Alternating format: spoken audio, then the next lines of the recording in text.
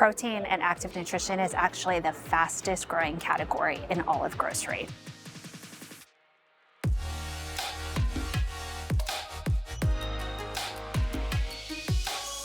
Jen, what are Bain Capital's consumer team's priorities for 2025, and what are key trends that you're monitoring in the consumer sector?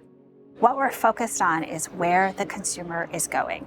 How is inflation still impacting them? How are their variances across low-income versus high-income consumers? What's going on in the regulatory environment, and what could happen under a new presidential administration as it relates to tariffs, immigration, its impact on the labor force? How will all of that impact investment opportunities that we make? Jen, tell me, what drove 1440 Foods' acquisition of FitCrunch at the end of 2024, and how does it fit with your growth strategy?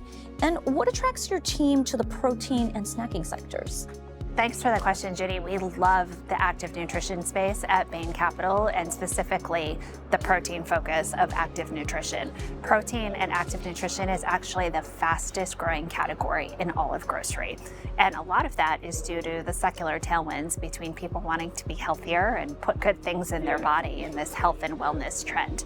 So we had first bought 1440 Foods, which is a platform of pure protein, metrics, and Body Fortress in the protein category. And then at the end of last year, we added in the FitCrunch brand of protein bars as well. It has industry-leading loyalty rates, and we absolutely love the brand and the combination. We see the combination together between 1440 and FitCrunch in terms of enhancing their go-to-market strategy, the ability for us to innovate with new flavors and form functions faster, and just being more holistic and thoughtful around our creative marketing strategies. Now, we've seen more focus on PE sponsors adding strategic value to portfolio companies. How does Bain Capital approach partnering with companies to drive growth? I think a good example is our investment in the restaurant company, Fogo de Chão. You interviewed our CEO, Barry, last year on this show, which we're thrilled about. And I think Fogo is a great example where we see the opportunity to grow the number of units as quite significant in the United States. Since we've made the investment, we've helped Barry and his team shift how we think about growing those new restaurants from a market densification strategy from just an individual site-based strategy.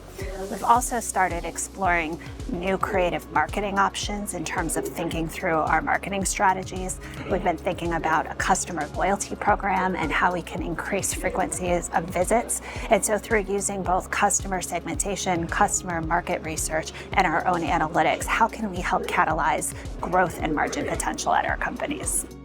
All right, well, Jen, it's been wonderful to talk with you. Thank you for joining me on Flow Talk today. Thanks for having me.